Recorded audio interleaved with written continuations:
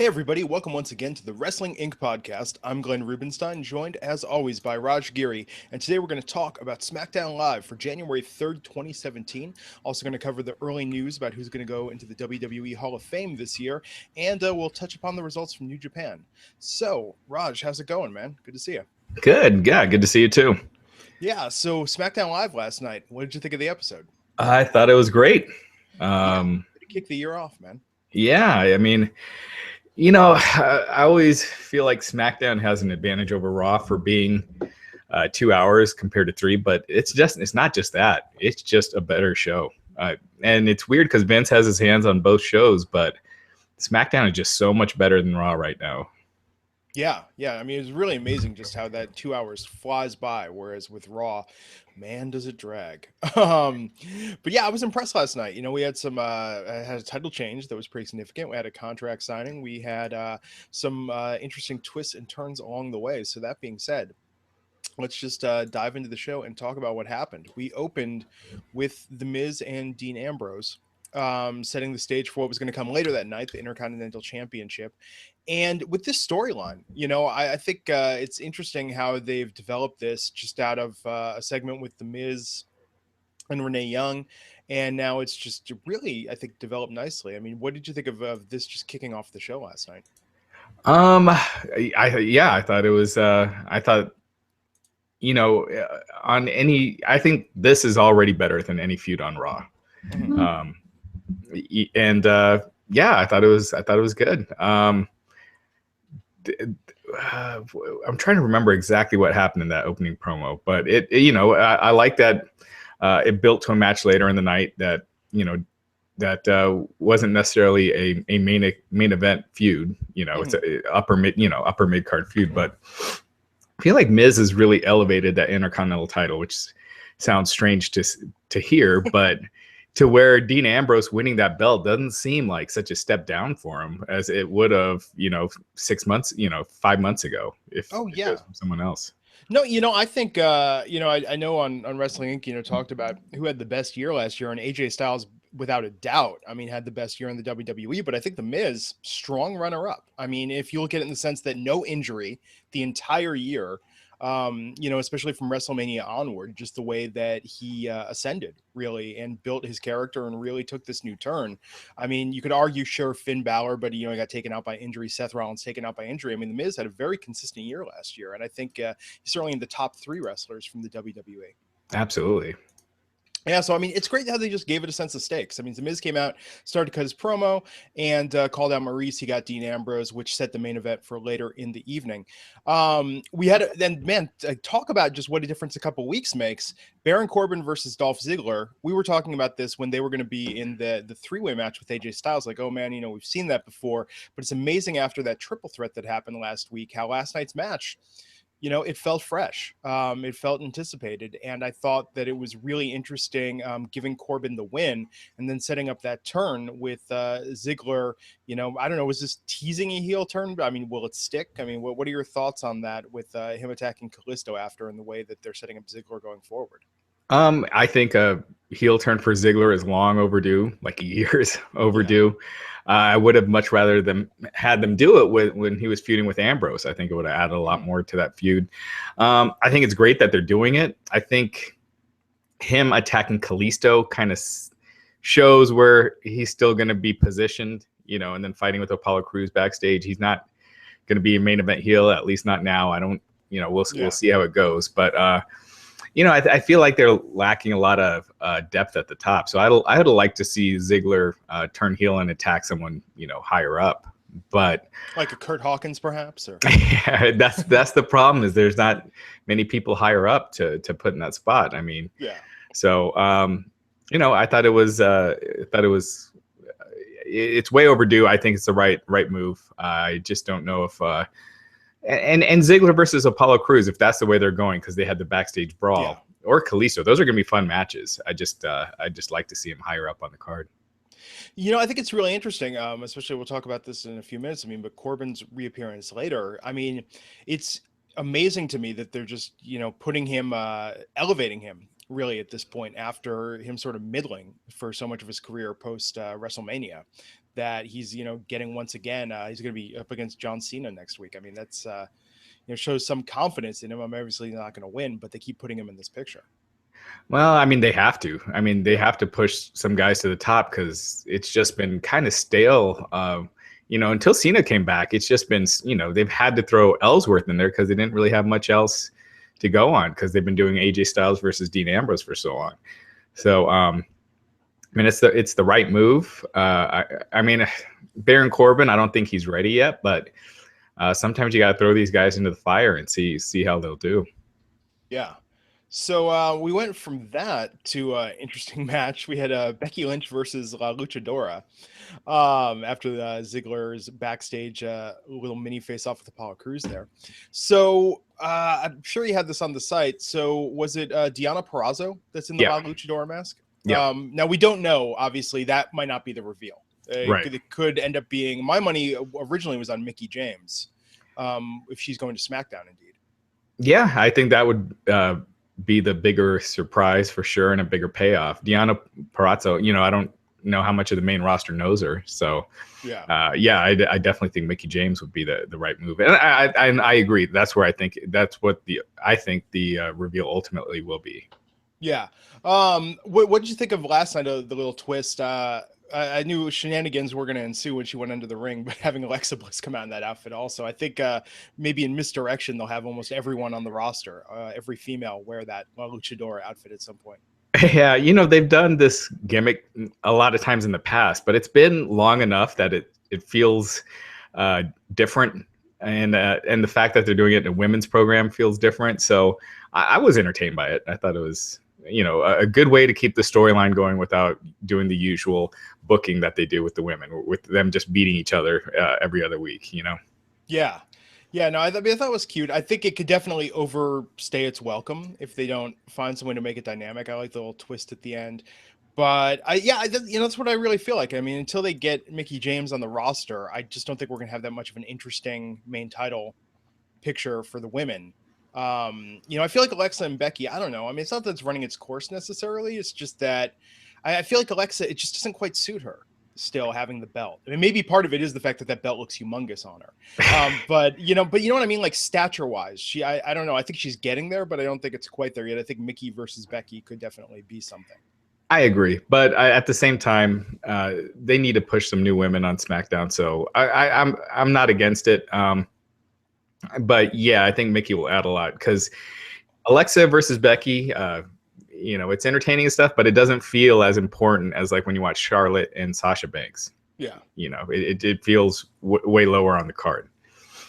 Yeah, and I think they need to build up to something. I mean, I don't know. Like, I'm a little worried for the SmackDown women's picture at this point. I mean, I know we're still a few months out, but actually it got closer than we think. But I mean, going into WrestleMania, do you think SmackDown's going to have a women's match that's going to rise above the pre-show at this point? I don't know.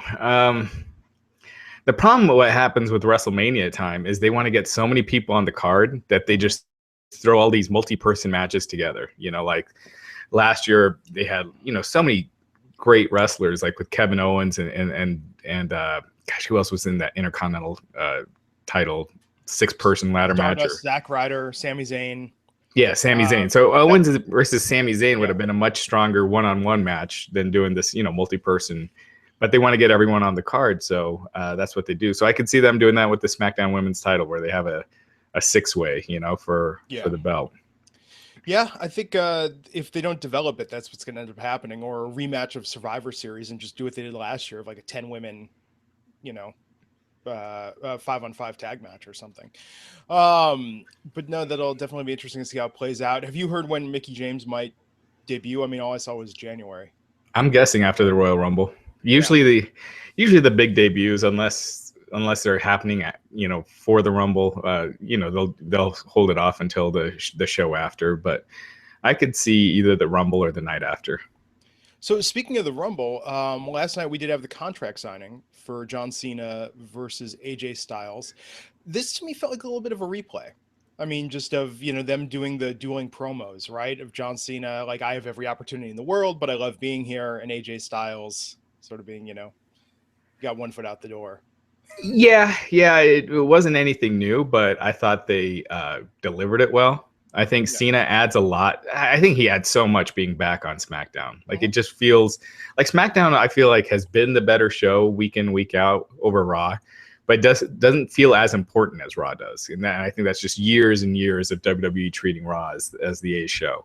And I think Cena being back makes it feel a lot more important. And I thought this promo, even though there was nothing new, it made that match feel more important. And I feel like this match feels more important than Owens and Reigns. And I think a big part of that is that it doesn't have comedy, and Mhm. not putting comedy in the world title program and make it serious and and a relatable issue is a lot more effective. So this was interrupted by Baron Corbin, really setting up what's going to be happening with Cena and Corbin next week, which sort of a nice placeholder match, which I'm sure AJ Styles will somehow get involved in. What do you think about with the Rumble this year? I mean, they're really doing it. Corbin coming out, guys announcing like I'm going to be in it. Corbin announcing his intention; he's going to ride that victory all the way to WrestleMania. I mean, I don't know. It seems interesting how they're building the stakes for we're going to have a good amount of each roster represented and each individual storyline represented. Right. And we've discussed like and Dave Meltzer, who kind of reported the WrestleMania match, first reported the WrestleMania matches with Rollins and Triple H, Shaq and Big Show, and then Lesnar and Goldberg as being really the only three penciled in. And he Mm-hmm. even mentioned recently that things are kind of changing. Now with the Undertaker appearing on Raw, I almost wonder if they're going to have Corbin beat Cena and ultimately have Corbin and Cena be the WrestleMania match, and then have since Undertaker showing up on Raw, having Undertaker and Roman Reigns. So uh, it'll be. I mean, there's so many different ways you could go, but it's clear that all of a sudden there's this interest in Baron Corbin. So I can almost see him getting a high profile WrestleMania match. Man, but that would be for Cena. I don't know. I'll be very surprised if that happens. If They did Corbin it. is, They did Bray Wyatt that one year when Bray Wyatt yeah, had just come in. So I I I, I wouldn't go in that direction. I think Cena and Undertaker, as much as the IWC would rather have it be someone else, I think that's probably the biggest WrestleMania match you can make. And people complain about a lot of those kind of matches, but they get the most interest. They get media pub, the mainstream media, and even on the site, you'll see the views for a match like that compared to you know one that the IWC really wants, and there's a big difference. one thing I like seeing with the Royal Rumble this year, I like the idea that they're having all these storylines going into it. I mean, last year it didn't seem like with Roman Reigns that sort of really just overshadowed a lot of interest in the Rumble. It's like, oh, this is Roman Reigns' story. We know he's gonna walk out of this. Well, last year Triple H walked out, remember? Yeah, But yeah, that's but right. everyone Assumed Reigns everyone was knew gonna that be. Triple H was winning, Yeah, even though he was a surprise entrant. yeah. But I think that's the thing. I mean, it's like I like that they're investing the stakes in it a bit more. Actually, I'm really looking forward to the Rumble this year. I think that they're doing a good job building it going in. What do you think it's going to end up being? Maybe 12 and 12, including well, no, maybe 10 and 10, and then Lesnar, Goldberg, and how many surprises do you think we'll get in debuts? They usually have like three or four. I'm assuming it's not going to be any different. Yeah. Yeah, it'll be cool to see what happens with that. But yeah, I thought having Corbin come out, I thought that was interesting.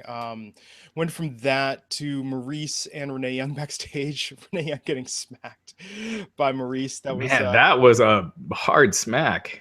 Maurice yeah, really laid it in. yeah. I wonder about that. That's a good one to ask Matt Morgan about how like with in terms of stage fighting, like Oh, they lay it in. yeah, I yeah. mean, yeah, With slaps especially. It yeah, seems kind of like, why not just make it genuine, right? yeah. I've talked to wrestlers who've talked about how much they've got slapped so hard it almost felt like a punch. Yeah. Um, well, okay, so we went from that. This I can't believe this is really happening. They've been building it and we're just seeing it in action now. James Ellsworth and Carmella. Um, it's keeping them both on TV. Good for them. Good for Carmella. I feel like she's kind of been treading water for a while now. They haven't known what to do with her. This just further establishes that they don't know what to do with her. But, I think this is the little novelty segment that they're giving them.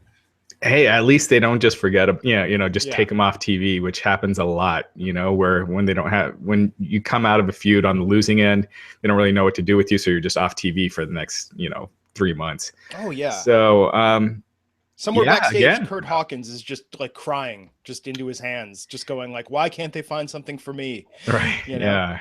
I mean, it shows that they're really trying with this. I have to say that last night, Aaliyah from NXT showing up with Carmella. Now that she did not get any, barely recognition, right? I mean, they mentioned who she was, but she didn't get an entrance. I think, she's improved a lot in the last year. I mean, she looked pretty good last night, especially with that one move she did with the flip into the bridge. Yeah. Like, I was impressed. Yeah. I thought she looked really good. I mean, just needs some polish, but I think she could be on the main roster if, the old way of when you bring someone up and have them work live events to get them ready and then, put them on TV. I feel like that would do good for someone like Aaliyah, like have her work live events for a little bit and then put her on TV. But she's at least close to ready. I thought she looked really good here. Yeah. You know what the turnaround for her, I think, was? I mean, we saw on Breaking Ground, right? When she was like trying out different gimmicks, and then she looked really green. But every time I've tuned into NXT in recent months, she got more interesting outfits. She really seemed to get ring presence, with her entrance and some confidence. And yeah, I'm really impressed with it. I don't know that she's, ready to be a star, as it were, because I think that it's going to take a lot to really be in that main event picture with the women. I mean, Mickie James certainly is because she's got the experience, but I think to be a women's mid-carder or low-carder or undercard, sure. I think it wouldn't hurt to flesh out the division more and bring her up. But I was impressed. That was the thing I was most impressed with the segment. I mean, I know it was all meant to be Ellsworth interfering, further establishing him and Carmella's relationship. But I think that was like one of my moments last night at SmackDown, was just seeing that, oh my God, Aaliyah's really come a long way. Yeah. Yeah. So that was very cool. So let's talk a little bit about this news about who's going to be in the Hall of Fame this year. Good segue to give a little love to our sponsor of this episode, which is DDP Yoga.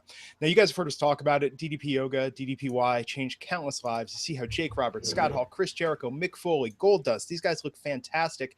They've taken control of their own health and fitness. It's time for you to do it as well. It's 2017, and DDPY has got a sale for you right now. For a limited time, you can get the DDPY DVDs for 25% off, plus 3 months of full access to the DDP Yoga Now app. Or if you're a digital-only kind of person, you can get the DDP Yoga Now app for 25% off. And this is what's really cool. You can buy a Max or Combo Pack at 25% off and get a second one for 50% off. What we want you to do is go to our link at ddpyoga.com/wrestlinginc. That's ddpyoga.com/wrestlinginc. Well, I've said this before, partner up with a friend, hold each other accountable. Take advantage of that deal, 25% off one, 50% off the second one. Get the DDPY DVDs, get the DDP Yoga Now app. Diamond Dallas Page every week gives great motivational messages on there to keep you on track. He's got cooking courses that will teach you how to make healthy food taste amazing. And of course, the DDPY, the DDP Yoga routines, fantastic. Even if you're just started, they make it very, very easy to get your feet wet, ease into it, ramp up the intensity, take control of your health, take control of where you're going this year. Don't look back at the start of 2018 and say, oh my God, I wished I'd been doing this for all of 2017. Get started now. Go to ddpyoga.com/wrestlinginc. And again, save 25% off one, 50% off the second one. And we thank them for sponsoring the show, which leads us to the news. Has this been confirmed? It seems that it's inevitable and long overdue. Diamond Dallas Page being inducted into the WWE Hall of Fame for the class of 2017. Yeah, I spoke briefly with DDP about it. It's it's happening. So huge congrats to DDP. I think his WWE run sometimes overshadows how hot his WCW run was. That Diamond Cutter was, at the hottest time in the industry, and that was just one of the most over moves, and just his rise. And he was kind of like Daniel Bryan before there was Daniel Bryan. As far as the guy that you didn't expect him to get to where he did, and he did, and he pulled it off. He gave Goldberg his best match ever, and outside the ring, he's just done so much. As far as just the the way he's turned around Jake Roberts and Scott Hall's life, now working with Vader, all the wrestlers who use DDP yoga, and Chris Jericho, who credits it for his even being able to wrestle right now. So yeah, yeah, no, it's amazing. His contributions can't be overlooked. So huge congrats to DDP. Watch the Jake the Snake documentary. Watch the Scott Hall documentary. Seriously, forget the WWE Hall of Fame. Call the Pope. Let's get this guy a sainthood, because he has just saved lives, turned lives around, and seems like a hell of a guy. So, I mean, congrats to Diamond Dallas Page. Well deserved. And who else do you think is going to go in this year? Man, I mean, as far as a headliner, I almost think you're kind of running out of big names. I almost think you could do The Rock this year. Yeah. It's in Orlando. That's where he lives, and I don't know. I can't think of anyone else that you could have as a real headliner. Undertaker's still wrestling, so I think it's still a little too soon for him. And who else do you got? Yeah. At this point, I mean, it's one of those kind of like, oh yeah, we haven't inducted them yet, sort of things. Yeah, I mean, like, Goldberg, but you don't want to put Goldberg in yet. Yeah, that would be kind of weird, like Hall of Fame induction while you're still coming back from matches. Yeah, they did. I mean, they did it with Ric Flair, but he retired the next night. Goldberg isn't done anytime soon. Undertaker, who knows? But yeah. The Rock, I mean, it certainly makes sense. He's definitely going to have a movie to promote coming out that time. Nothing's been announced. He doesn't really promote his movies when he does his WWE appearances. Yeah, but with I mean, wasn't that the speculation that this whole I do not follow the celebrity gossip that much, but from what I understand, don't him and Vin Diesel have some sort of mock feud going on that people are speculating is going to lead to maybe an appearance at WrestleMania? I really doubt that would happen. Yeah. I think first off, I think it would be called out so much on mainstream media that these guys created this feud for a wrestling angle, and I think it would hurt the movie in a lot of ways. That they had to do a fake feud. Now, whether or not there was a legit heat between them, I mean, only they know. But I think it would ultimately hurt the movie. I don't see it happening. That's one of those, like Matt Morgan said, he would pay $500 if Braun Strowman was in the WWE Championship match. I would pay $500 to you if Rock and Vin Diesel did an angle at WrestleMania. I'm just going to keep making these proclamations, have you guys pony up money, and then see what happens. I guess it should be reciprocal. There should be odds or something. Part of me almost wanted to say Baron Corbin versus John Cena in a match at WrestleMania. That's almost far-fetched enough to me, but stranger stuff has happened. Yeah, they've done that year in, year out with Cena now. They did it with Wyatt. They did it. Then the next year he faced Rusev.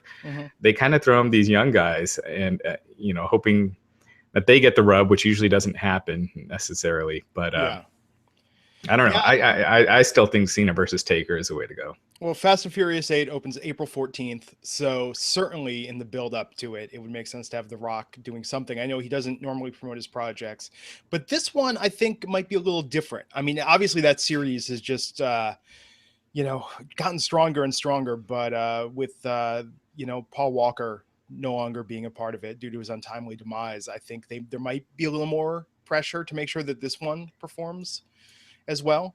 I think it depends. I mean, they could show a trailer before The Rock comes out or something. I don't think Rock will mention it. I think Rock knows he'd probably get some boos if he did that. Yeah, maybe. Although last year in Dallas, I mean, that was something. I mean, The Rock just coming out doing a segment. I mean, Cena's surprise appearance during that, I mean, I thought really is what elevated it last year. So I don't know. It'll be curious to see if they involve The Rock and in what capacity this year at WrestleMania. Have you heard anything about ticket sales so far, about how that's going for Orlando? No, I haven't. No. So let's get back to SmackDown. We had, just the quick championship squash match placeholder. American Alpha versus Breezango last night. I mean, so for these type of matches, do you prefer it when it's like this, where it's literally come out and like 1, 2, 3 done? Or do you like when they at least go for a minute, go for 2 minutes, or just when they make it completely obvious? I think American Alpha, they got a little steam behind them. You don't want them to be in a competitive match with Breezango. Yeah. So Not even competitive, just maybe. I mean, the entrances were longer than the match itself. I think that's good, especially with that team. I I mean, I would have rather have them face someone, yeah, even create a team, create a makeshift team, but give them some real steam. But they don't have that many teams up at that level, so Yeah. it was fine for what it was.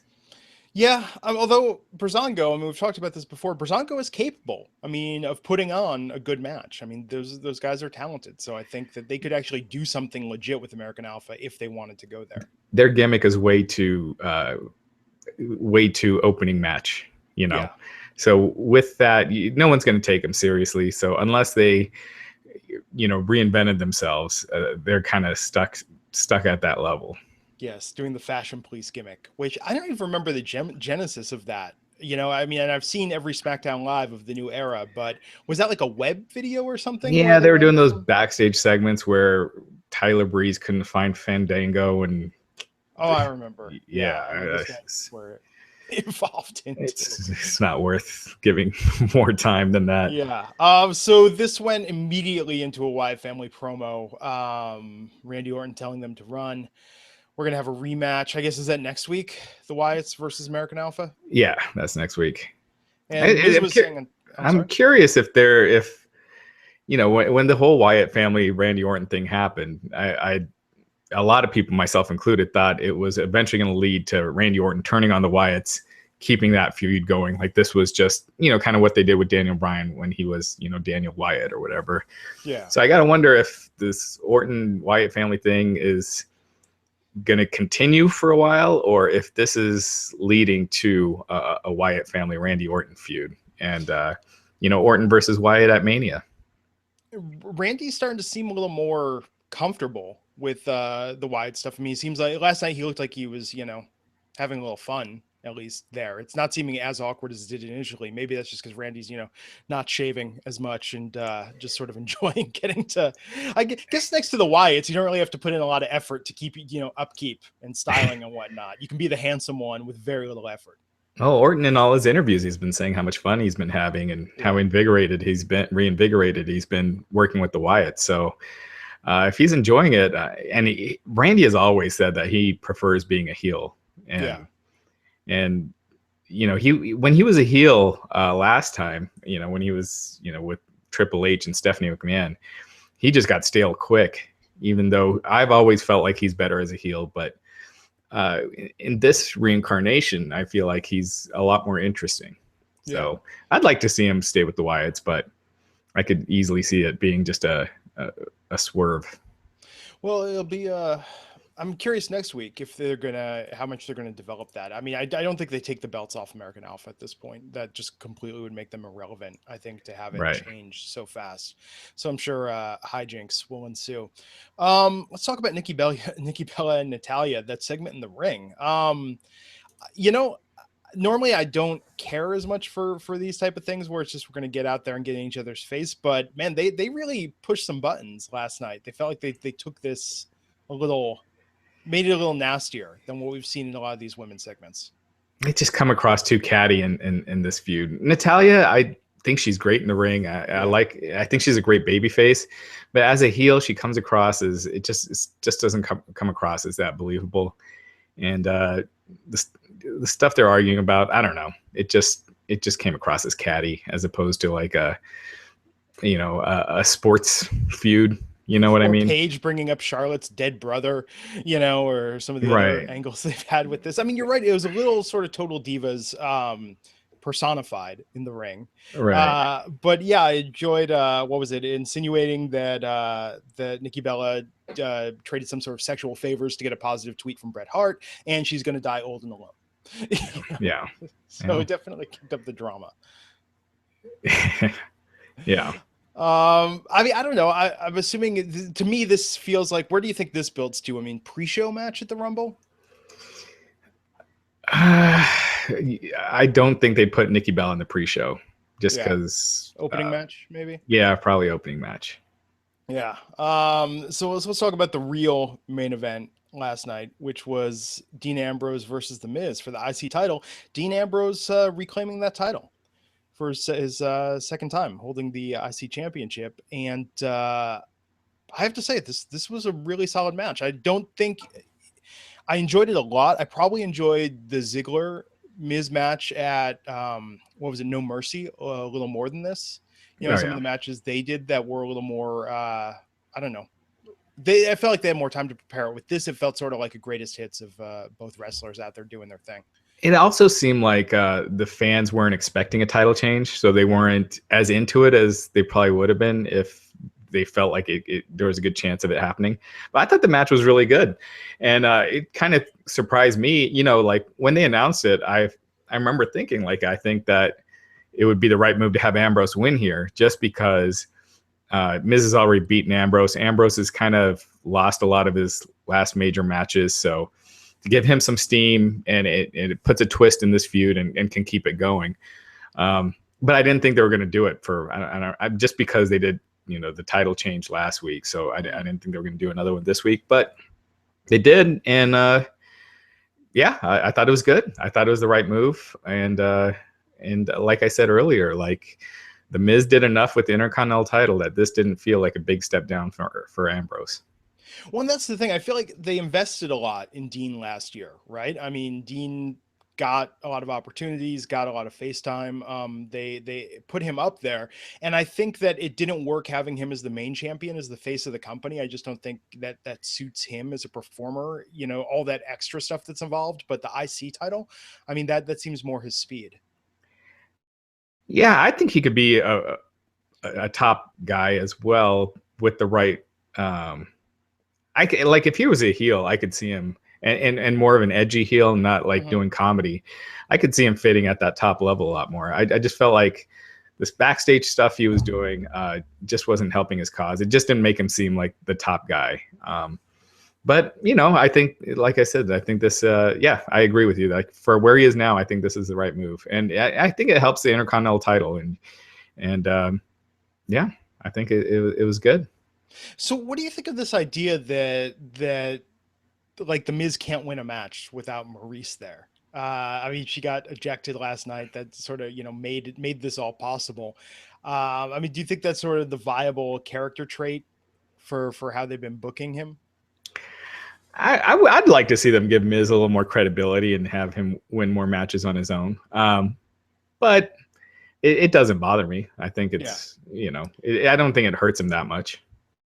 I just think it makes it more predictable. It's like this idea that it's like, if Maurice is there, it's like, we know how this is going to go. Well, that's why they got to throw in some wrenches and have Maurice ejected and have Miz still win. Didn't they do that with him against Ziggler? I think no Mercy, she got ejected. She got ejected or she was banned. Right. But I thought there were a couple times on SmackDown where they wrestled where she got ejected and he ended up winning anyway. But it was some sort of hijinks, if I recall. Yeah, maybe like the Spirit Squad or something. But are they off the road now? Is that not? Yeah. I think they're done. Oh, it's too bad. They really had some. Is it? Is it too? I mean, I was saying it. I was like, no, I don't believe it. Towards the end, I was like, no, no, it didn't. Not really. Yeah. But it was nice. It's nice to see old faces. I think they could do that. That's a good example of, I think, how the SmackDown, especially being the level of fandom they have, of how they could keep it fresh in bringing old guys. Don't bring them back on the roster full time, but let's just bring them back for, you know, another run, 2 or 3 months, and just rotate some in. You know, you get the nostalgia factor, you get some booking opportunities and storytelling opportunities that weren't there anymore. You know, I think that was a good example of something that ran its course and served its purpose. Right. So did you watch Talking Smack last night? I did. Yeah. That was interesting. You know, I liked, for me, I mean, all overshadowed by the Miz showing up, you know, and I know I give a lot of credit to the promos he kind of Talking Smack last year. I thought they went a little too far with him. Like, I thought that was starting to go a little out of his natural range as an actor. Yeah, it seemed overdone.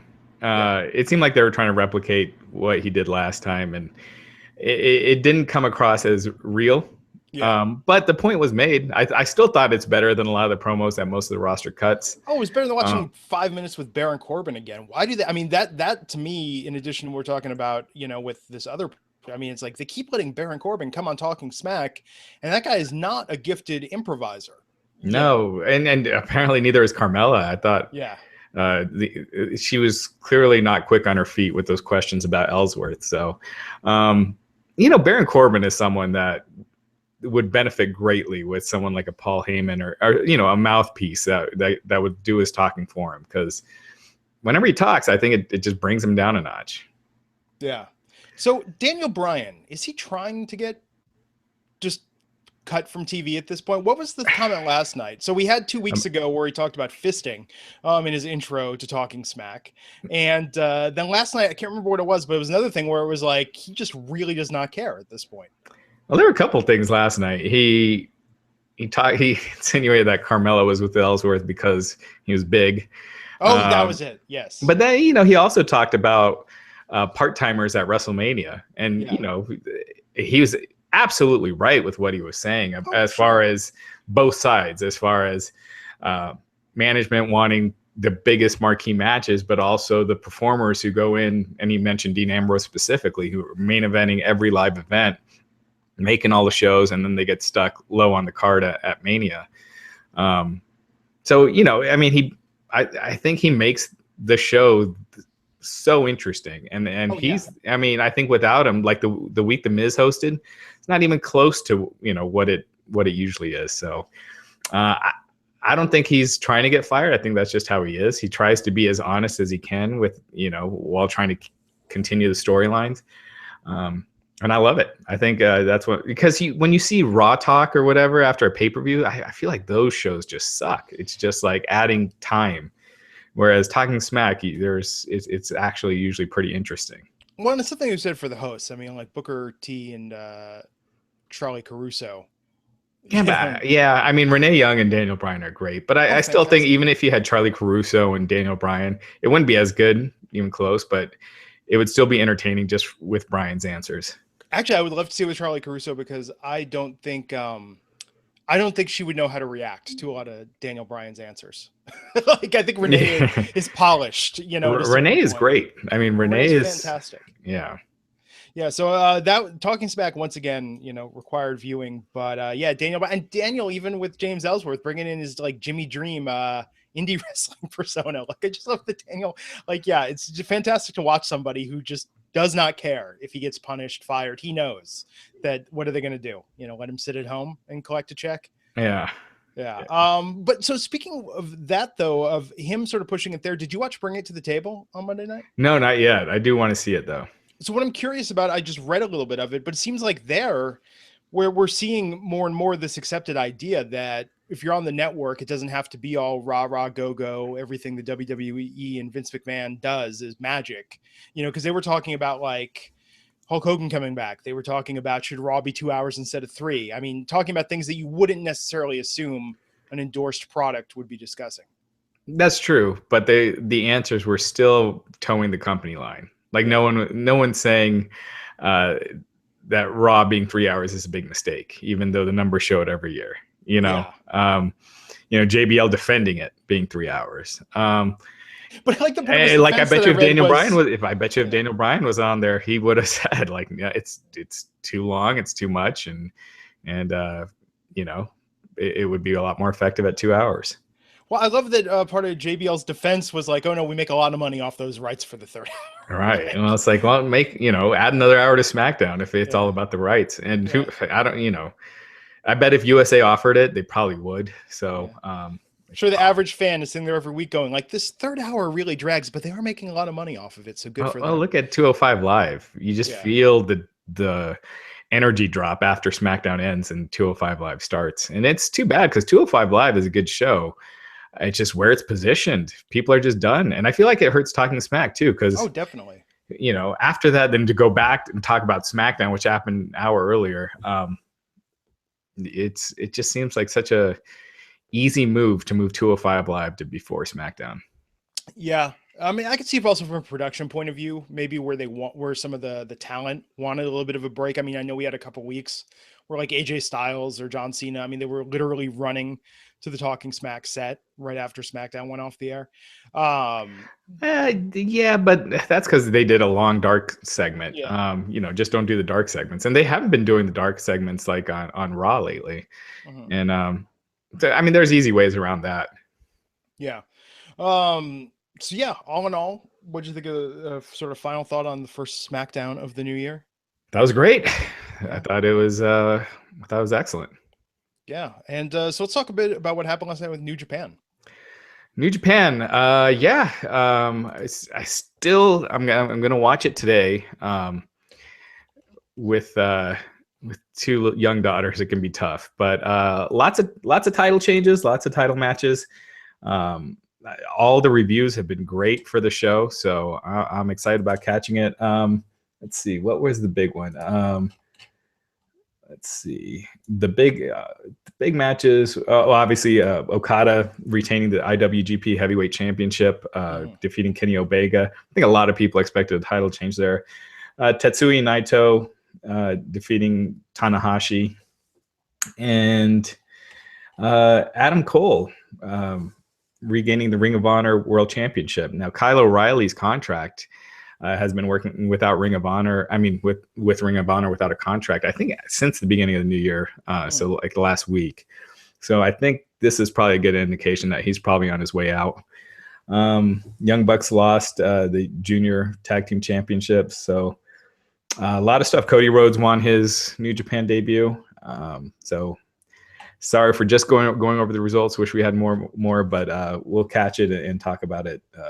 We'll try to talk about it on the next podcast if you guys are still interested. So Cody Rhodes debuting the American Nightmare persona at New Japan, and yeah, I'm curious to watch that. Curious to see how that did. I think he has done more out of the WWE than I think a lot of people thought he would be able to. You know, leaving behind the Stardust gimmick, doing it as himself, which certainly had its twists and turns in the WWE. But I mean, what do you make of sort of the post future endeavors fate? Has he been the best of this most recent crop? I mean, Ryback has launched his business. Sandow ended up at TNA.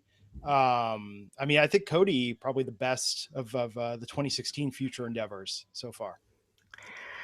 He's going to a lot of places, so he's keeping it fresh by showing up at new places. I don't know that if he were to go back to WWE, if all of a sudden people perceive him as a bigger star now. We'd have to see, because there is a lot more of WWE space is hardcore than it used to be, and do follow this stuff. But when he showed up in TNA, it wasn't like he got this giant superstar reaction. Yeah. So, it's one thing to be a big fish, in a small pond. New Japan, I'll have to, once I see Wrestle Kingdom, I can gauge it a little better. We'll have to see. But I don't know. I think, yeah, he has been doing great on the indies. And I think, I think New Japan is probably the right place for him. I think SmackDown probably would more be the place for him if he were to come back right now than Raw, because I think that he does have that more appeal to the hardcore fan. And you're just thinking about, they could do a lot of different angles in bringing him back. And I think that they could certainly use some talent in the upper mid card at this point. Yeah. And if I were to bring him back, I'd get him away from the whole using the family legacy or feuding him with Goldust or anything like that. And just have him be his own guy, and I think that would be the way to go. But I don't see that happening anytime soon. I think Cody is pretty content. Drew Galloway, his contract is up next month, and he's someone I could really see WWE wanting to bring him back. He's got the size, he's really good, he's got the look. I was shocked that they released him in the first place, so he's someone I could really see them bring him back into the fold. I'd be curious about this. This is something we should talk to Matt Morgan about on the Monday Night Raw recaps. I'd love to pick his brain and just know a little more about what that's like, leaving the WWE, sort of the process you go through. It seems like now there's a template for it, right? This idea like, I'm going to take indie bookings and I'm just going to become like the king of the indies and I'm going to do all this stuff. And then maybe I'll end up going to TNA. Maybe I'll end up going to Japan or Ring of Honor. But I mean, that journey just must be really, really interesting, just of how you're in complete control of your career after having, every aspect of it micromanaged previously, and how you play that in the best way possible. Yeah. So anything else happened this week that we should touch upon before wrapping it up? Well, we got some questions we can get to. Yeah. Someone is asking if Orton does turn on Wyatt, if we see what would be the more exciting match? Would it be Orton versus Wyatt at Mania, or doing Orton versus Styles? Yeah, Orton versus Styles, I think, has more marquee value to it. But Orton versus Wyatt, I mean, I saw that at a lot of house shows last year, and I thought that was a pretty good match for the couple times I saw it. Yeah, I would go with Orton versus Styles. I think that would. Yeah. I think that gives AJ a big name opponent, and I think he deserves it, because that's assuming that he loses the title between now and then. And I still think that Cena is going to win the title at the Rumble. I don't see them having Cena lose to AJ again. So yeah, if AJ's not in the world title picture, I think Orton would be fantastic, because I don't know, who else do you do?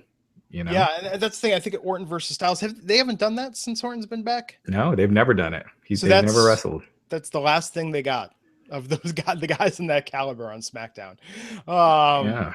I mean, it certainly would make sense, especially if Cena's going to retain the title for a little bit, you know, giving them a decent feud. But yeah, I think Orton versus Bray is they definitely have some good matches in them. But I think Orton versus Styles, that right there, I mean, if Cena needs to leave again, that could carry SmackDown for at least a month. Oh, Orton versus Wyatt, every time they've done it on TV, like when they did it at No Mercy, it was just like a bathroom break. There was like no heat, no one cared. I don't see this Orton turning on them, re-energizing the feud to where people care a lot. So, yeah, but you know what I also think? I also think you could keep Randy Orton with the Wyatts, have him heel, and turn AJ face, because he's been getting the biggest babyface reactions on SmackDown. Yeah. You know, if he loses to Cena at the Rumble, have him raise Cena's hand, and that's really all you need to turn him babyface. That pretty much will do it, and then have him face Orton at Mania. Yeah, that could be cool. We got anything else? Any other good questions? Let's see. Where's Kane? He's still around. He's like Big Show and Mark Henry, where they're just kind of special attractions. So Kane's not traveling with them then, at this point. I think he is. I think he's still doing live events. Gotcha. Let's see here. What do you guys see The Miz doing at WrestleMania? I'm guessing, like I said, there's such a limited amount of singles matches, even though those tend to be the most marquee. I have a feeling that Miz will probably be in a multi-person match, whether it's for the Intercontinental title or not, but that's kind of where I see it. Yeah, you could do some interesting stuff with him going forward. I don't know. There are some options. Actually, for some reason, just in my mind, I was just like, what about Miz versus Undertaker? Just blow everyone's minds. With just sort of like, this is actually happening, you know? I don't know. I think they got to give him something, though, because if he's got to stay with Dean, the problem is if he goes down from Dean, it's a long way. It's a big drop, you know, at this point. I think they have to retain his stature with this, you know? Yeah, but they do that all the time at WrestleMania season, just because, like I said, only a finite amount of singles matches you could do. Someone's asking, when will Finn Balor be back, and what do you think his plans will be at WrestleMania? You know, I almost wonder if he even will be used at WrestleMania, because he's supposed to be back by Mania. But if he's cleared just a few weeks before, I mean, do they set up an angle for a Mania match when they're not sure that he can return or not? I think they're being very cautious with him, because I think if they felt like his return was imminent on Raw, like they would. I mean, he's doing the UK tournament. He's going to be on the commentary team for that. But I think if they felt like his return was imminent, I don't think they would be keeping him off TV. I think they would already be teasing something if they felt I mean, if he's ready, they could always have him be a surprise at the Rumble. That's and I'd rather do that than advertise it, just because Finn Balor isn't enough of a box office attraction at this point that it does a lot to advertise him. Whereas if he's in the Rumble as a surprise entrance, I think it makes more of an impact. But it doesn't sound. I mean, his injury was worse than he thought. Yeah. He even pretty much admitted that he didn't think he was going to be back anytime around the Royal Rumble. February was always a targeted date, so hopefully they could put him back in the thick of things. And as far as who he would face, man, I don't know, because it seems like KO versus Jericho is the way to go. And who else on Raw do you want to put with Finn? Especially if Rollins is wrestling Triple H. Yeah, at that point, there's no dance partner, right? Everyone's taken. Yeah, like the real top guy. So I don't know. I can almost see him be like a surprise at Mania, just make a surprise appearance, or appear in the Andre the Giant Battle Royal. Although I think that'd be a step down for him. But yeah, if he wins it, at least it gives him something. Well, I think it'll be much needed. I mean, if we get to a point where the belt holders are Reigns and Rollins, with the U.S. and Universal titles, however they end up doing it, I just think that's going to get so old, so quick. And they're already on Raw. Every time we see Reigns and Rollins together, which they've been ending a lot of segments that way. They've had them, they're helping each other out lately. The similarity of their looks, just everything about it to me just seems like it's going to be so boring if those are the two top guys. And that's more on Roman Reigns than it is on Seth Rollins. I think Roman Reigns, like I said before, you turn him heel. And WrestleMania might be the time to do it. If you're going to have him in the world title match and he's still not getting the reactions. But again, Vince is pretty stubborn with that move. Yeah. Well, we'll see what happens. And I think that's about it. Can Big Cass be made into a new Kane with the 1999 mask? You wouldn't want to do that. But yeah, Big Cass, I have a feeling he'll probably be in like the Andre the Giant Battle Royal too. Oh yeah, I'm sure. And Enzo and Cass, I mean, I could see them getting they will definitely get a spot, even if they're in a multi-man tag match. They will get the big mic moment, the big promo going into that. I mean, I think they know that that's money. They need to give them a segment to shine at WrestleMania, and I think they can carry it. I could see it being the pre-show, but yeah, maybe. But I agree, they should. They're so they always get so cut on time. It feels like where.